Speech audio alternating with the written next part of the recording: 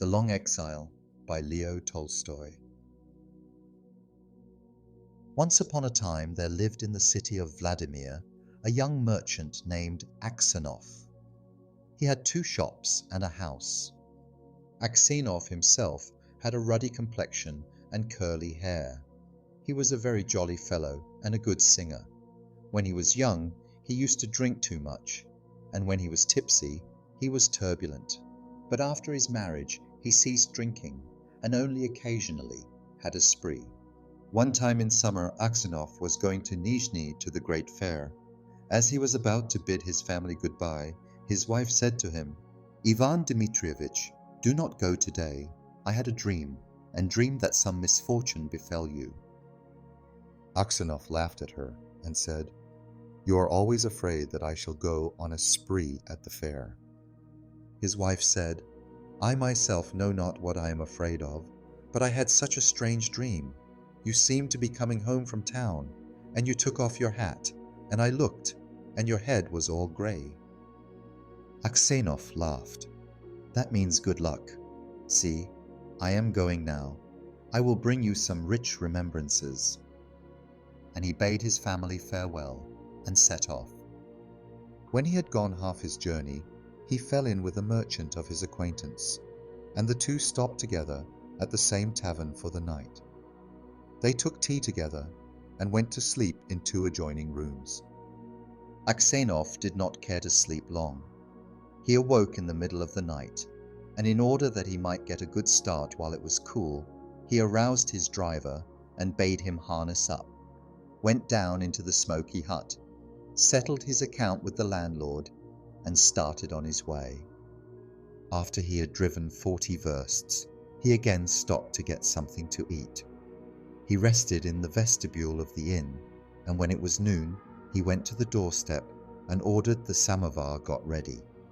Then he took out his guitar and began to play.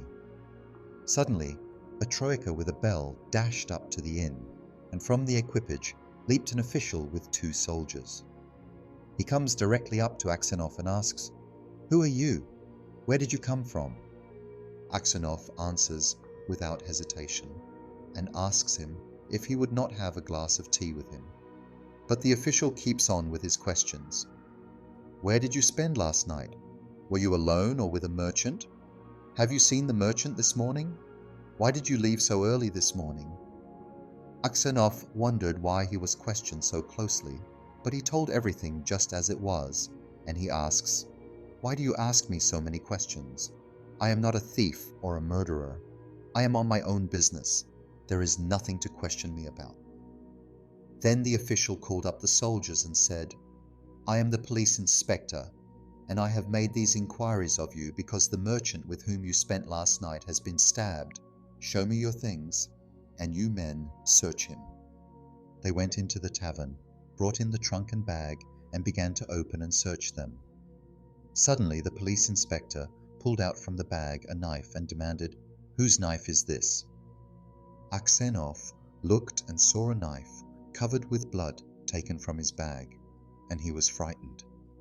"And whose blood is that on the knife?" Aksenov tried to answer, but he could not articulate his words. I don't know.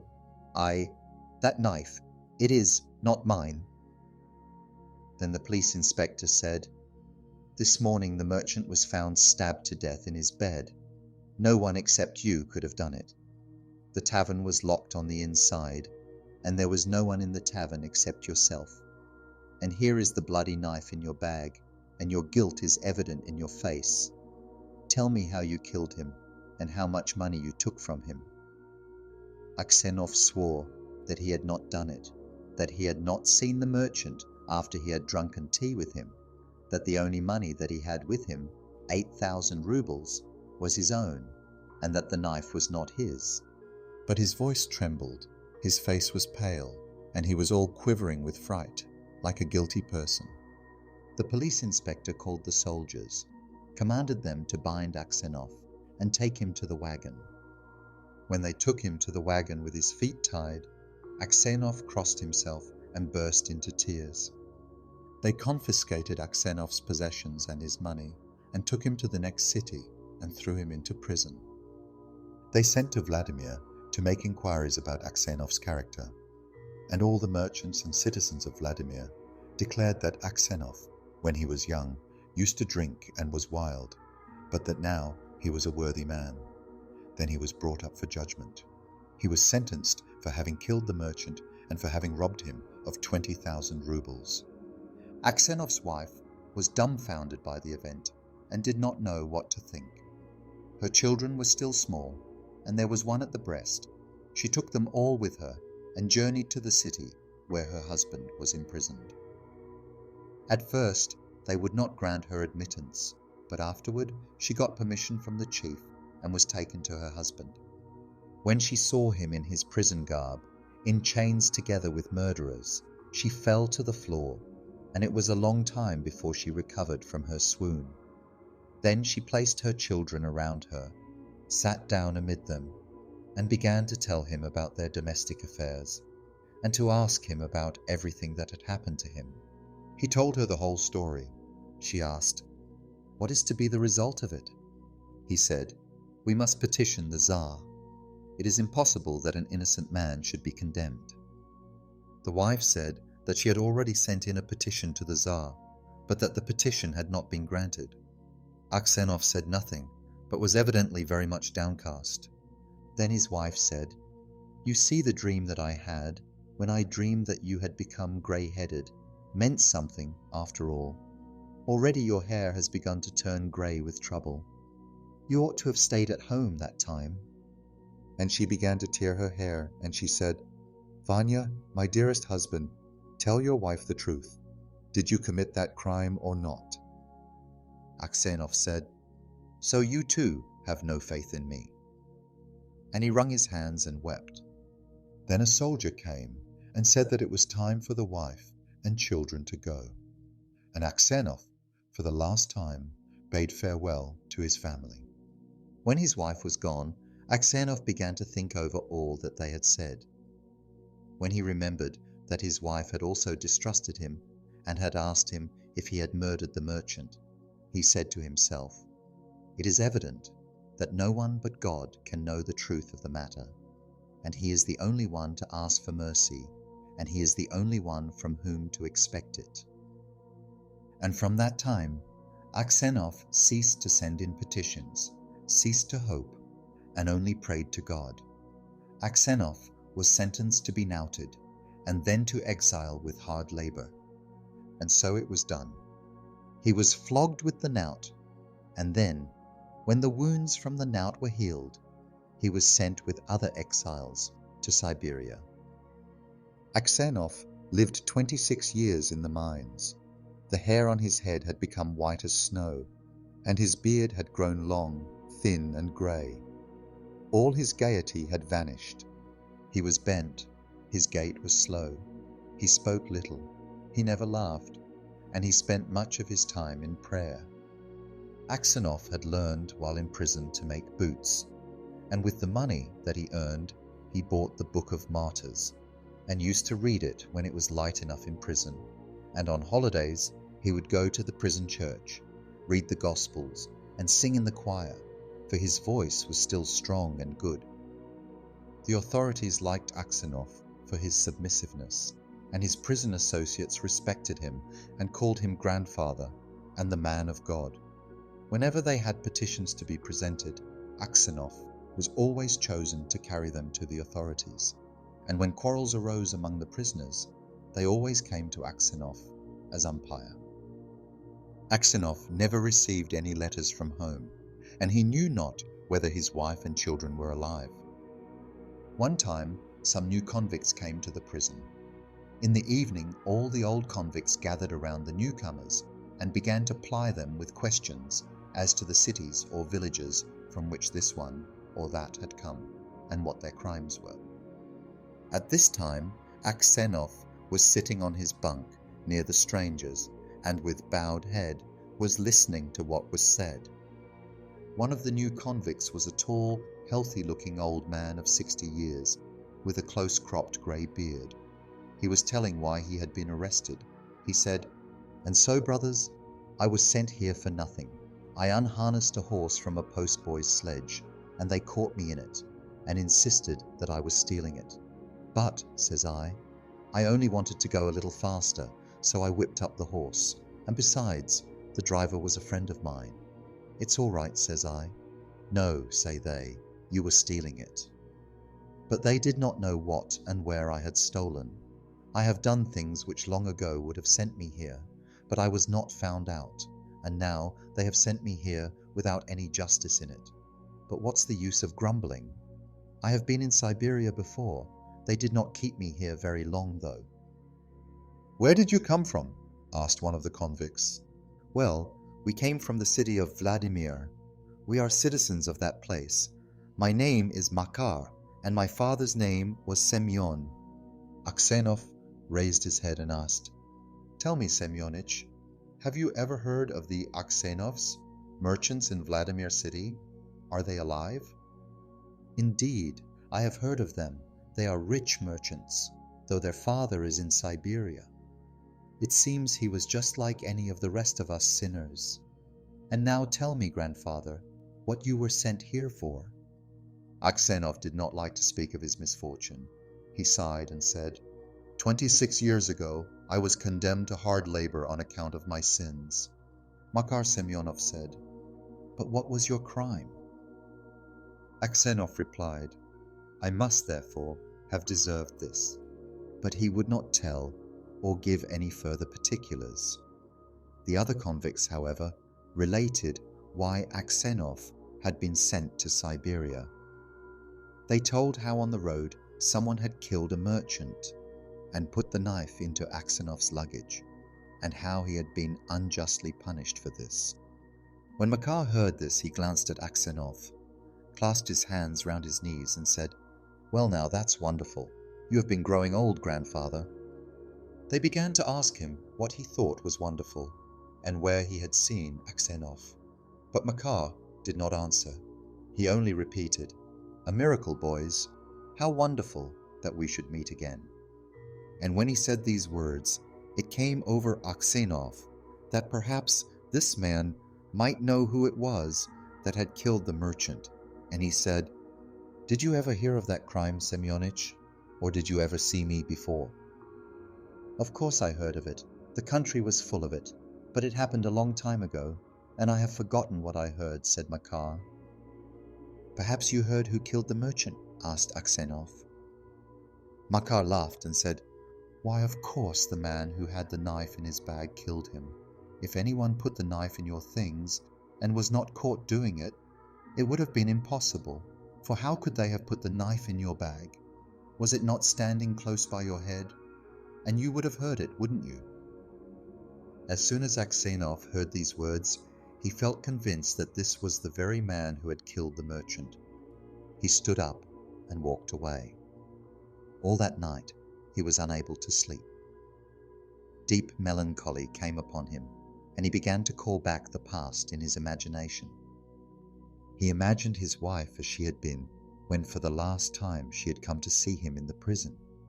She seemed to stand before him exactly as though she were alive, and he saw her face and her eyes, and he seemed to hear her words and her laugh. Then his imagination brought up his children before him, one a little boy in a little fur coat, and the other on his mother's breast, and he imagined himself as he was at that time, young and happy. He remembered how he had sat on the steps of the tavern when they arrested him, and how his soul was full of joy as he played on his guitar. And he remembered the place of execution where they had knouted him, and the knoutsmen, and the people standing around, and the chains and the convicts, and all his 26 years of prison life. And he remembered his old age. And such melancholy came upon Aksenov that he was tempted to put an end to himself. And all on account of this criminal, said Aksenov to himself. And then he began to feel such anger against Makar Semyonov that he almost fell upon him, and was crazy with desire to pay off the load of vengeance. He repeated prayers all night, but could not recover his calm. When day came, he walked by Makar and did not look at him. Thus passed 2 weeks. Aksenov was not able to sleep, and such melancholy had come over him that he did not know what to do. One time during the night, as he happened to be passing through the prison, he saw that the soil was disturbed under one of the bunks. He stopped to examine it. Suddenly, Makar crept from under the bunk and looked at Aksenov with a startled face. Aksenov was about to pass on, so as not to see him, but Makar seized his arm and told him how he had been digging a passage under the wall, and how every day he carried the dirt out in his bootlegs and emptied it in the street when they went out to work. He said, "If you only keep quiet, old man, I will get you out too, but if you tell on me, they will flog me, but afterward I will make it hot for you. I will kill you." When Aksenov saw his enemy, he trembled all over with rage, twitched away his arm and said, "I have no reason to make my escape, and to kill me would do no harm. You killed me long ago. But as to telling on you or not, I shall do as God sees fit to have me." On the next day, when they took the convicts out to work, the soldiers discovered where Makar had been digging in the ground. They began to make a search and found the hole. The chief came into the prison and asked everyone, who was digging that hole? All denied it. Those who knew did not name Makar, because they were aware that he would be flogged half to death for such an attempt. Then the chief came to Aksenov. He knew that Aksenov was a truthful man, and he said, "Old man, you are truthful. Tell me before God who did this." Makar was standing near in great excitement and did not dare to look at Aksenov. Aksenov's hands and lips trembled, and it was some time before he could speak a word.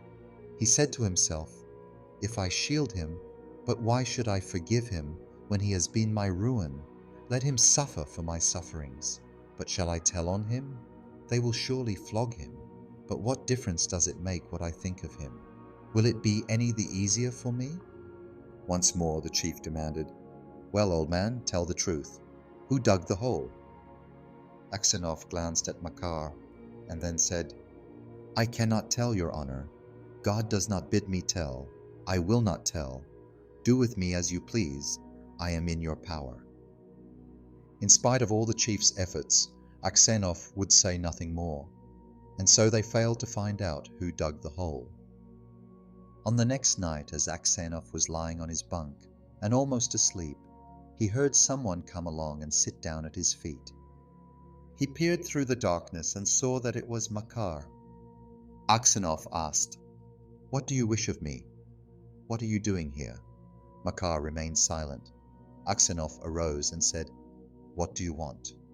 Go away, or else I will call the guard." Makar went up close to Aksenov and said in a whisper, "Ivan Dmitrich, forgive me." Aksenov said, "What have I to forgive you? It was I who killed the merchant and put the knife in your bag, and I was going to kill you too, but there was a noise in the yard. I thrust the knife in your bag and slipped out of the window." Aksenov said nothing, and he did not know what to say. Makar got down from the bunk, knelt on the ground and said, "Ivan Dmitrich, forgive me for Christ's sake. I will confess that I killed the merchant. They will pardon you. You will be able to go home." Aksenov said, "It is easy for you to say that, but how could I endure it? Where should I go now? My wife is dead. My children have forgotten me. I have nowhere to go." Makar did not rise. He beat his head on the ground and said, "Ivan Dmitrich, forgive me. When they flogged me with the knout, it was easier to bear than it is now to look at you. And you had pity on me after all this. You did not tell on me. Forgive me for Christ's sake. Forgive me, though I am a cursed villain." And the man began to sob. When Aksenov heard Makar Semyonov sobbing, he himself burst into tears and said, "God will forgive you. Maybe I am 100 times worse than you are." And suddenly he felt a wonderful peace in his soul. And he ceased to mourn for his home, and had no desire to leave the prison, but only thought of his last hour. Makar would not listen to Aksenov, and confessed his crime. When they came to let Aksenov go home, he was dead.